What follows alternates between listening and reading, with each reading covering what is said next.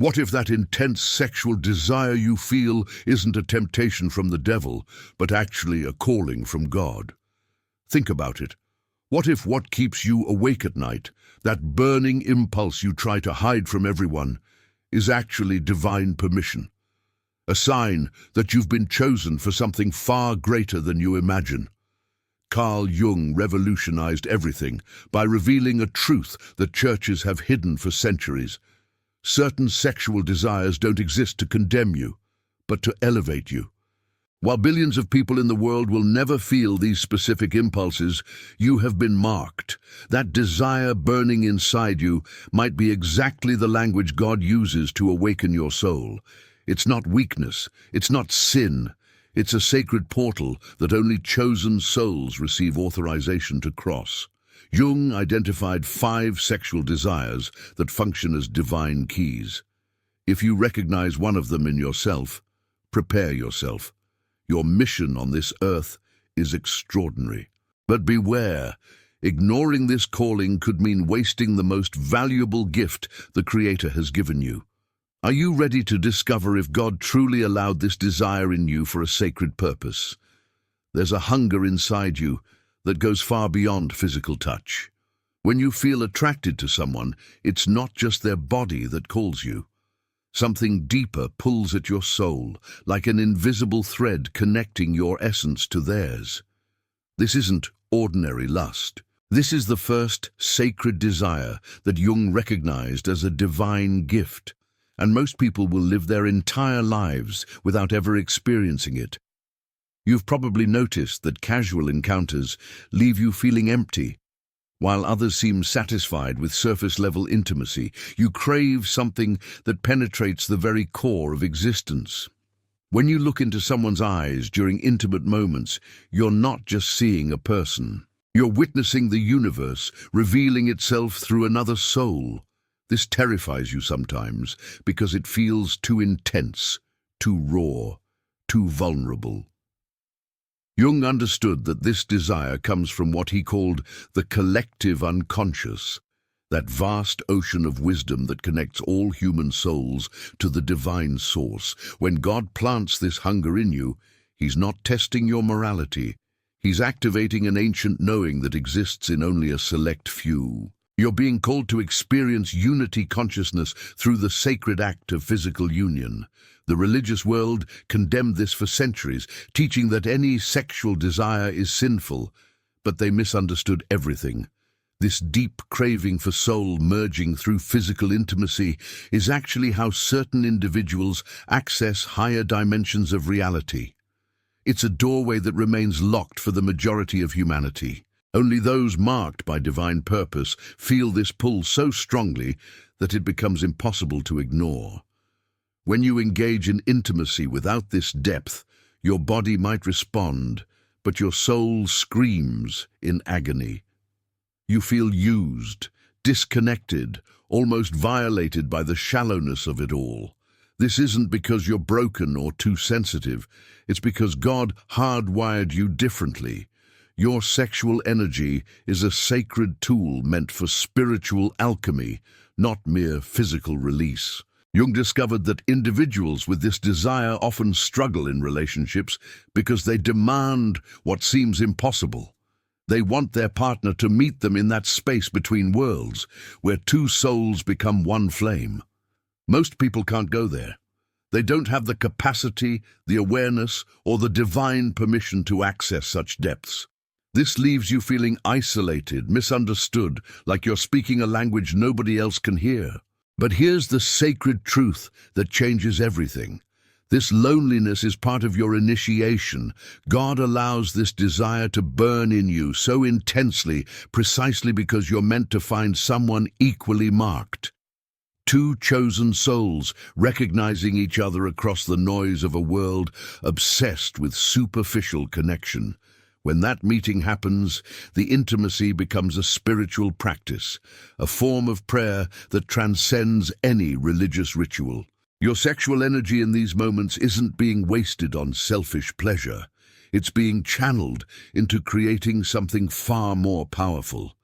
Jung called this the conjunctio, the sacred marriage of opposites that generates new consciousness. Through deep, intimate connection, you're literally birthing new realities, healing ancestral wounds, and anchoring divine light into the physical realm. This is why casual sex feels like poison to your system. Your body, mind, and spirit know they're designed for something extraordinary. Every cell in your being rejects anything less than total soul fusion. Others might call you difficult, too intense, or overly romantic. Let them. They're simply not operating at your frequency. The challenge becomes learning to honor this desire without letting it consume you.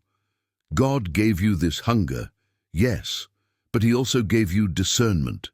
Not everyone who triggers surface attraction is meant for this deep work. You must develop the wisdom to recognize who carries the same divine marking, who can meet you in those sacred depths without fear or resistance.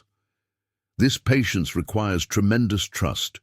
You might spend years feeling like nobody understands you, like you're destined to walk alone, but the universe is always working behind the scenes, preparing you and your divine counterpart for the inevitable meeting. Every shallow connection you reject, every moment you choose solitude over settling, you're saying yes to God's bigger plan. When you finally experience this level of intimacy, everything shifts. The act itself becomes a meditation, a journey into the deepest parts of your shared soul. Time dissolves. The boundary between your body and theirs disappears. You're no longer two separate beings engaging in physical pleasure. You become a single conscious entity experiencing itself through the miracle of union.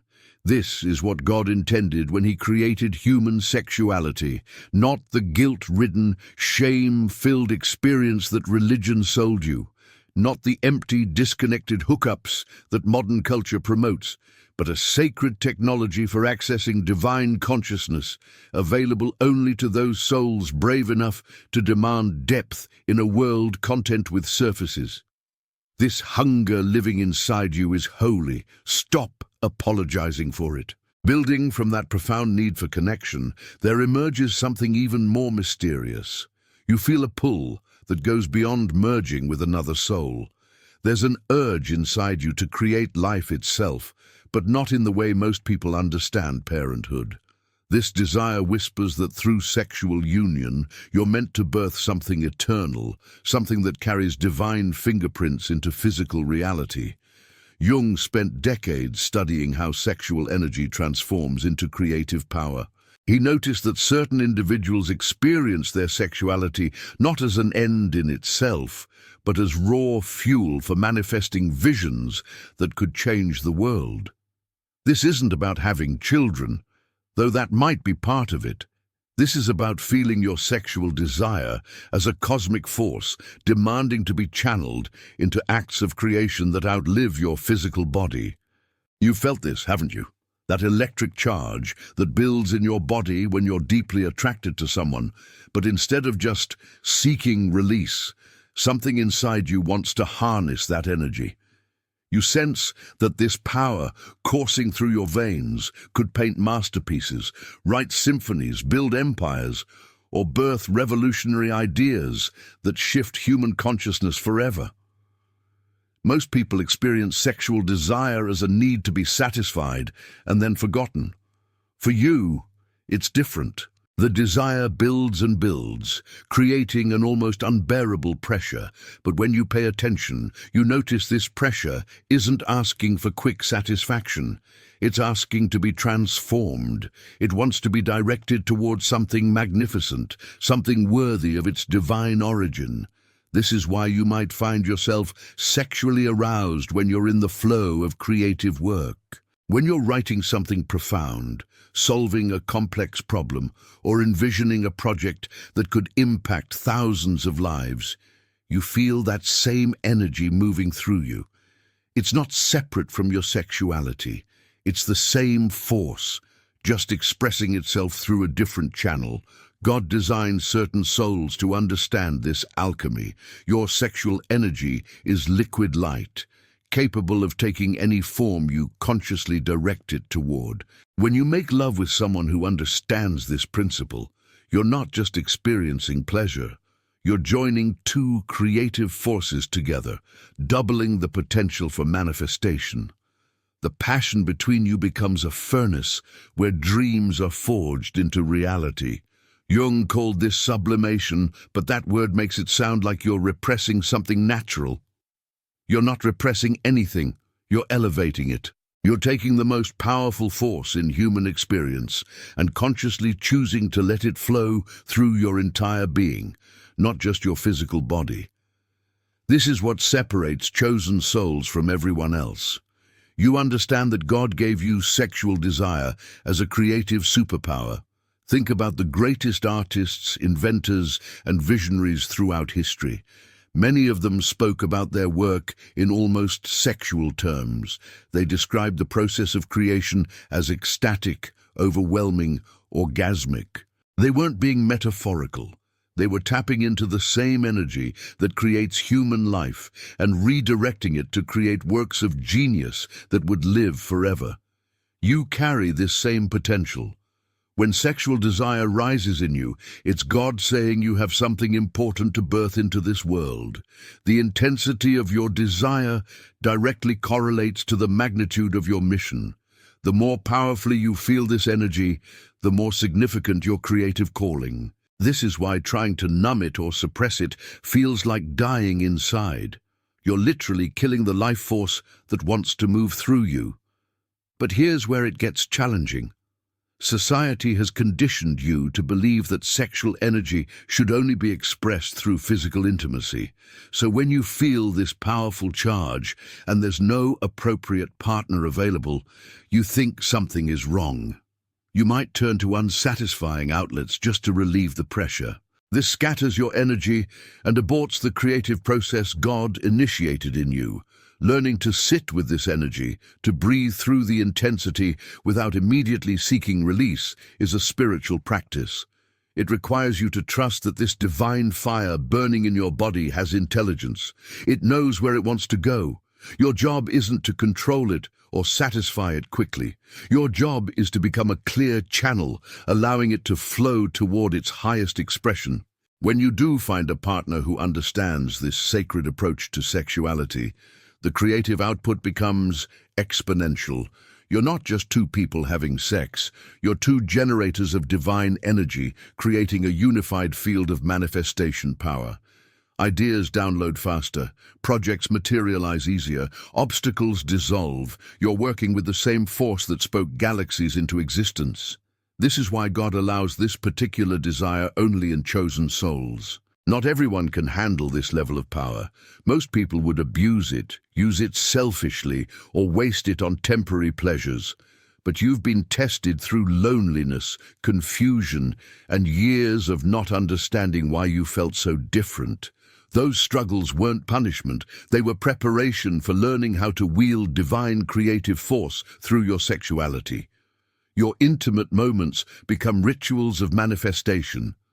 The pleasure you experience together isn't just for enjoyment. It's energy being generated and then consciously directed toward your shared vision. This is sacred sexuality in its truest form, not the watered-down version taught in workshops, but the real alchemical process that only those marked by God can truly access and understand. Stop feeling guilty about the intensity of your sexual desire. Stop wondering if something is wrong with you because you can't separate your sexuality from your creative mission. You're functioning exactly as designed. The fire in your body is meant to forge your destiny. Honor it, protect it, and most importantly, learn to channel it toward the magnificent purpose that's been waiting for you to wake up and claim it. By the way, if you're curious to go even deeper and integrate your shadows and light, check out the Sim Method ebook. It's a concise guide that can help you unlock your inner power in just 5 minutes a day. The link is in the first pinned comment below. From creation comes the inevitable next step. You don't just want to merge deeply or birth something new. There's a wildness in you that craves total destruction and rebirth through sexual union. This desire frightens you because it feels dangerous, like standing at the edge of a cliff knowing that jumping means you'll never be the same person again. Jung understood this as the most powerful and least talked about aspect of sacred sexuality. He saw that certain individuals don't approach intimacy as a pleasant experience or even a creative act. They approach it as a death ritual. Every time they engage in deep sexual union, they're allowing their old self to be burned away so a new version can emerge from the ashes. You know this feeling intimately. When you're truly attracted to someone, it's not just physical desire. It's an instinct that tells you this person could absolutely destroy you, shatter every wall you've built, expose every hidden part of your soul, and leave you completely unrecognizable. And despite how terrifying that sounds, you want it. You crave it with an intensity that defies logic. This is because God placed in you the understanding that transformation requires death. Not physical death, but the death of who you think you are. Your ego, your carefully constructed identity, your comfort zone. All of it must burn if you're going to evolve into the being you're destined to become. And sexual energy, when fully unleashed, is the hottest fire available for this sacred burning. Most people protect themselves during intimacy. They maintain control, keep certain parts hidden, ensure they can walk away unchanged. They're terrified of losing themselves in another person. But you're different. You don't want to maintain control. You want to surrender so completely that you forget your own name. This isn't weakness or codependency. This is spiritual courage that most humans don't possess.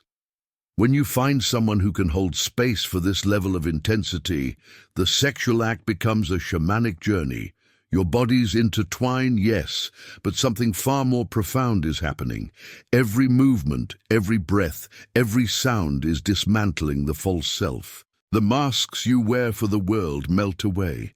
The stories you tell yourself about who you are dissolve. You're stripped down to pure consciousness, experiencing itself through flesh. Jung called this the nigredo phase of alchemy, the blackening, the putrefaction. It sounds dark because it is.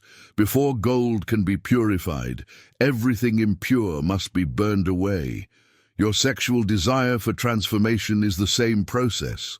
You're allowing another soul to be the fire that burns away everything in you that isn't authentic, isn't divine, isn't true.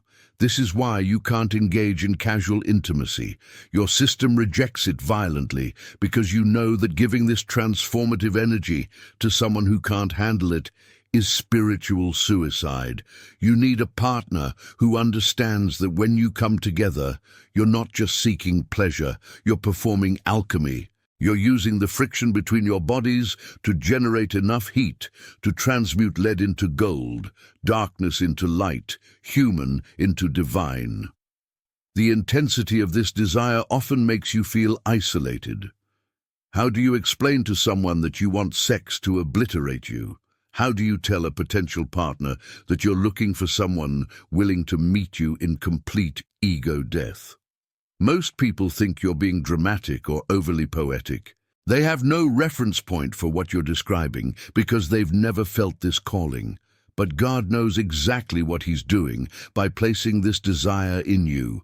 You're meant to undergo multiple deaths and rebirths throughout your lifetime. Each transformation prepares you for a higher level of service, a greater mission, a more expanded consciousness. And the vehicle for many of these transformations is sacred sexual union with someone who shares this divine assignment. When you resist this desire, trying to have normal relationships where intimacy is safe and predictable, you become miserable. Your soul knows it's being starved of the very experience it incarnated to have. The energy builds up inside you like pressure in a volcano. Eventually, it explodes, often in destructive ways, because you denied it the sacred outlet it demanded. Learning to trust this process is perhaps the hardest spiritual lesson you'll ever face. You must believe that being completely destroyed in the fire of sexual union won't actually kill you. It will birth you. The you that emerges on the other side will be more powerful, more authentic, more aligned with your divine purpose than you ever imagined possible. This transformation isn't a one-time event either. Every encounter with someone who carries this same frequency offers another opportunity for death and rebirth. You peel away another layer. You release another outdated version of yourself. You step more fully into the magnificent being you're becoming. This is why the desire never fully goes away. It's not meant to. It's the engine of your evolution. The sexual act itself becomes a portal between worlds. In those moments of complete surrender, you touch the void, the infinite darkness from which all creation springs. You experience yourself as nothing and everything simultaneously. This ego dissolution is what mystics spend lifetimes meditating to achieve, and you're accessing it through the raw power of sexual energy merged with a compatible soul. God reserved this desire for those strong enough to die repeatedly and still choose life. For those brave enough to be shattered and trust they'll be reassembled in a better form. For those wild enough to dance in the flames instead of running from the heat. You are one of these rare souls. Your craving for transformation through sexuality isn't a problem to fix. It's a sacred gift to honor, protect, and eventually, when the right soul appears, to fully unleash. The world needs people who aren't afraid to be transformed, people who understand that growth requires destruction of the old, people who can use the most powerful force in human experience, sexual energy, as a tool for continuous rebirth. You are becoming that person. Every time you feel this desire burning, remember that it's God reminding you that your evolution is ongoing and the fire is holy. After experiencing that profound transformation, something shifts in how you see yourself and others. You develop a hunger that seems almost supernatural. When you look at someone you're attracted to, you're not seeing their physical appearance or social status. You're seeing their soul. And what you desire most is for them to see yours with the same clarity, the same depth, the same unwavering recognition of who you truly are beneath all the human costumes. Jung discovered that certain souls carry what he called the imago Dei, the image of God, more visibly than others. These individuals radiate a light that others unconsciously recognize and are drawn to. When you possess this desire for divine recognition, you're not seeking validation or approval. You're seeking a witness, someone who can look at you and see the eternal being you are, not just the temporary personality you're wearing in this lifetime. This creates an interesting paradox in your sexual relationships. You might be physically intimate with someone, and their body responds to yours perfectly. But if they can't really see you at the soul level, the entire experience feels hollow. You're left feeling more alone after sex than before it. This is because your desire isn't primarily physical. It's a longing to be recognized as the divine being you are and to recognize that same divinity in another. When you meet someone who can offer this recognition, the attraction becomes magnetic. It's not about how they look or what they do for a living. It's about the way their eyes light up when they perceive the truth of who you are. They don't just see your strengths, they see your wounds, your shadows, your unhealed parts, and they recognize all of it as sacred. This level of being seen is more intimate than any physical act could ever be. Your sexual desire in these moments becomes a vehicle for mutual revelation. Each touch is a question. Each kiss is an answer.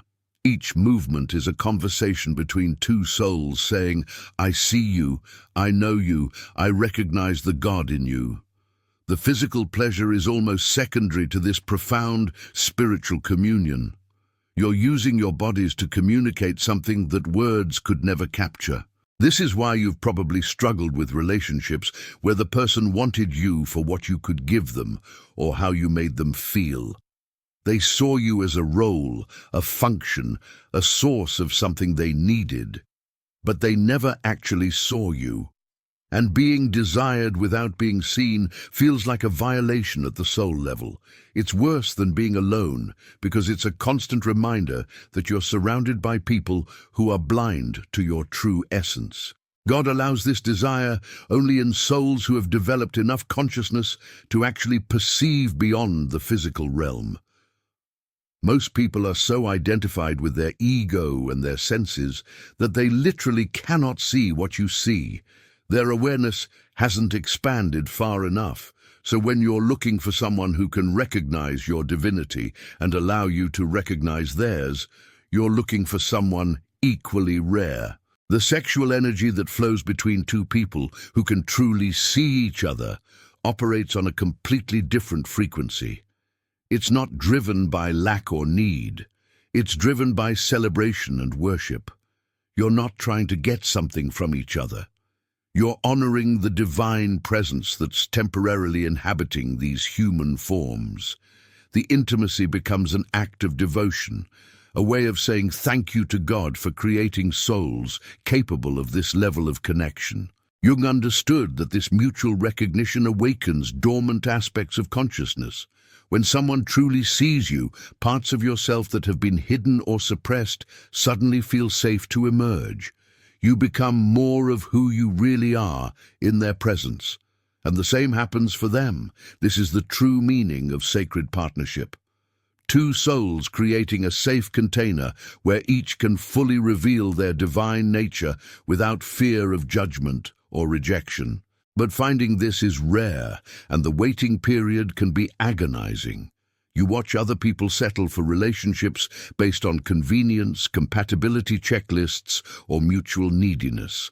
Part of you wonders if you should lower your standards, accept being seen partially or not at all. But every time you consider it, something inside you revolts. You'd rather be alone than be misunderstood. You'd rather wait decades than give this sacred desire to someone who can't reciprocate at the same depth. This isn't pride or pickiness, this is wisdom. God placed this desire in you as a homing beacon. It's meant to guide you toward your divine counterpart, the soul who has been preparing to recognize you just as you've been preparing to recognize them. Every person who couldn't see you wasn't wrong or bad, they simply weren't the one. And rejecting them wasn't cruel. It was honoring the sacred yes you're saving for someone capable of true sight. When the meeting finally happens, it's unmistakable. You'll know within moments because the recognition is instant and mutual. There's no game playing, no uncertainty, no wondering if they feel what you feel. The connection is so obvious that it bypasses all doubt. Your souls have been calling to each other across time and space, and now you're finally close enough to answer. The sexual union that follows this recognition is unlike anything you've experienced before. Every sensation is amplified because you're not just feeling your own pleasure, you're feeling theirs too. The boundary between you becomes so thin that you genuinely can't tell where your energy ends and theirs begins.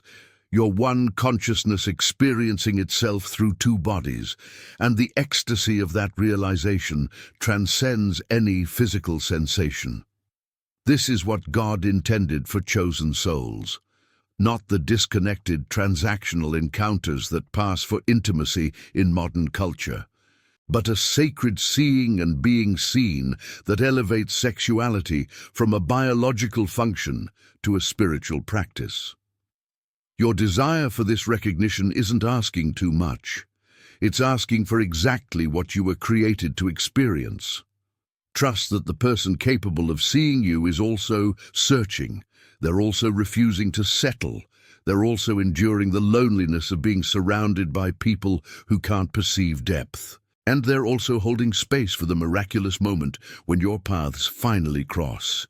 Your job is to keep your inner light burning bright enough that when they do arrive, there's no question, no confusion, just pure recognition, just two divine beings finally coming home to each other. Everything you've discovered so far leads to this final and most profound desire. Beyond connection, beyond creation, beyond transformation, beyond recognition, there exists a hunger that defies all earthly logic. You want permanence, not in the romantic sense of marriage or commitment, but in a cosmic sense that terrifies and exhilarates you simultaneously. You desire to merge with another soul so completely that even death cannot separate you. Jung spent his final years exploring what he called synchronicity and the collective unconscious, trying to understand how souls recognize each other across lifetimes. He came to believe that certain souls are bound together by threads that extend far beyond a single human existence. When you feel this desire for eternal union, you're not fantasizing or being unrealistic. You're remembering something your soul knows, but your mind has forgotten. You've felt this before, haven't you? That strange sense when meeting someone that you've known them forever. Not in this lifetime, but somewhere deeper, somewhere beyond time. The physical attraction is intense, yes, but it's wrapped in a haunting familiarity that makes no logical sense. Your body responds to theirs like it's finding its way home after a long exile. This desire goes far beyond wanting a life partner. You want a soul partner, an eternal companion, someone whose essence is so intertwined with yours that separation feels like trying to divide a single flame. The sexual pull you feel toward this person isn't just about pleasure or intimacy. It's about creating a bond so powerful that it transcends the limitations of physical existence. God reserves this desire for souls who have incarnated together multiple times. You're not looking for someone new. You're looking for someone ancient, someone you've loved and lost and found again across countless lifetimes. The intensity of your sexual desire is actually your soul's way of trying to recreate a connection that existed long before these current bodies were born. When you engage sexually with someone who carries this eternal bond, the experience is overwhelming. Time seems to stop, or rather, all times seem to exist simultaneously. You're making love in this moment, yes, but you're also somehow accessing every other moment you've ever been together. Past lives flash through your awareness. Future possibilities reveal themselves. You're not having sex. You're experiencing your eternal nature through temporary flesh. This is why casual relationships feel so wrong to you. Your soul knows the difference between a temporary connection and an eternal one. It's not interested in anything less than forever.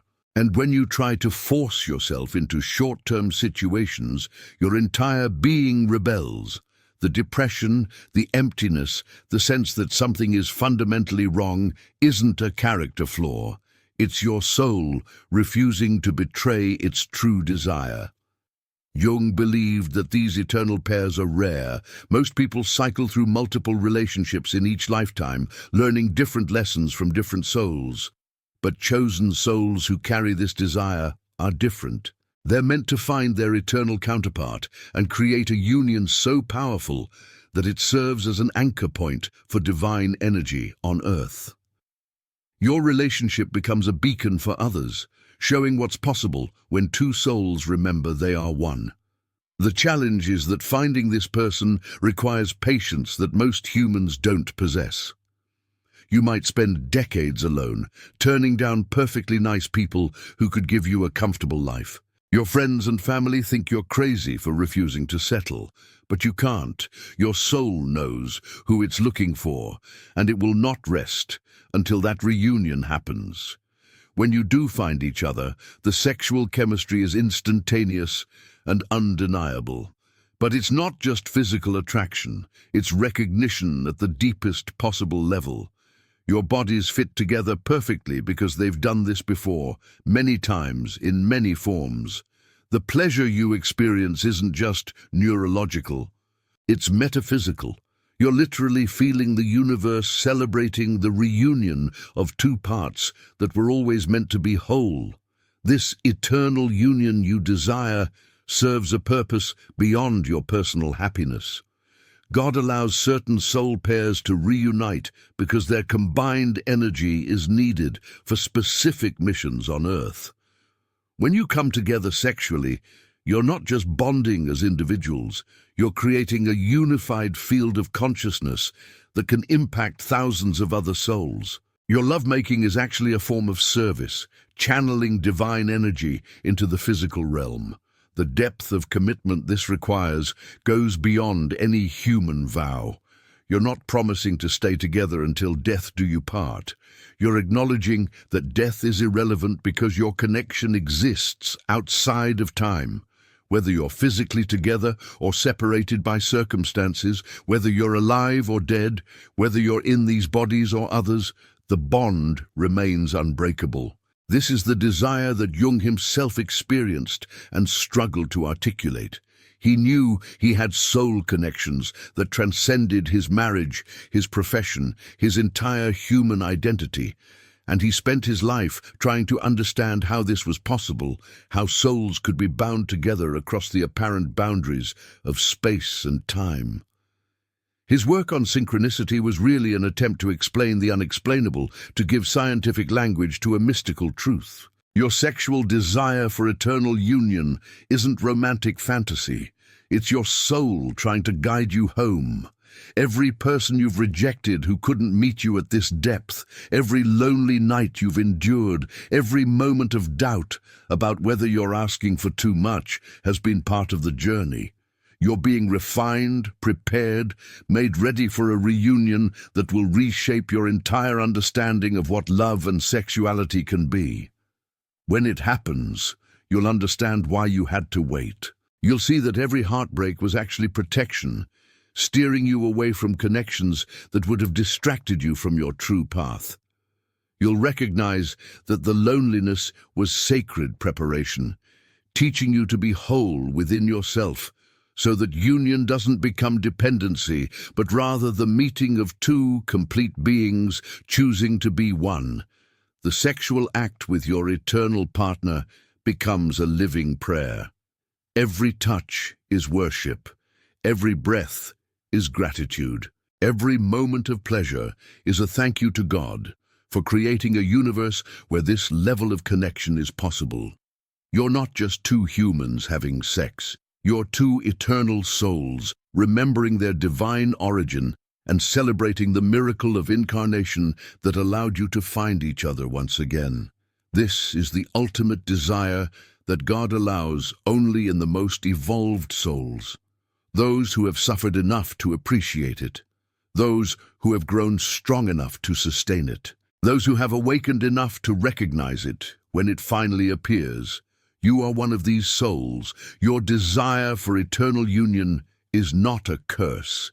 It's a compass pointing you toward the most profound experience of love that exists in this dimension. Keep following it, keep trusting it. Your forever awaits. Now you understand why your sexual desires have always felt different, more intense, more meaningful than what others describe. These 5 desires that Jung identified are not the product of an overactive imagination or unrealistic expectations. They are divine assignments, given only to souls capable of handling their transformative power. If you recognized yourself in even one of these desires, you are among the chosen. God has marked you for a sacred mission that uses sexual energy as its primary fuel. This isn't about indulging in physical pleasure or seeking validation through relationships. This is about understanding that your sexuality is a spiritual superpower, a direct line to divine consciousness, and a tool for manifesting your highest purpose on earth. The loneliness you felt, the relationships that failed, the moments you questioned whether something was wrong with you, all of it was preparation. You were being refined, tested, and strengthened for the moment when you would finally meet someone capable of engaging with these desires at the level God intended. That person exists. That reunion is already written in the stars. But until then, honor these desires. Stop apologizing for wanting depth in a shallow world. Stop trying to fit into relationships that cannot hold your intensity. Stop listening to people who tell you to lower your standards or be more realistic. They don't carry what you carry. They haven't been called to what you've been called to. Your sexual desire is holy. It's God speaking directly to your soul. reminding you that you are not ordinary, that you are not meant for ordinary experiences, and that settling for anything less than sacred union is a betrayal of your divine purpose. Trust the fire burning inside you. It knows exactly where it wants to go. Your only job is to stay awake, stay pure, and stay ready for the moment when God brings you face to face with the soul you've been searching for across eternity. The wait is not punishment. It's protection. And when the time is right, everything you've longed for will manifest in ways more beautiful than you ever imagined possible. Until then, you are exactly where you need to be, becoming exactly who you need to be, preparing for a love that will change not just your life, but the very fabric of reality itself. This is your calling. This is your gift. This is why God allows these 5 sacred desires only in chosen souls like you.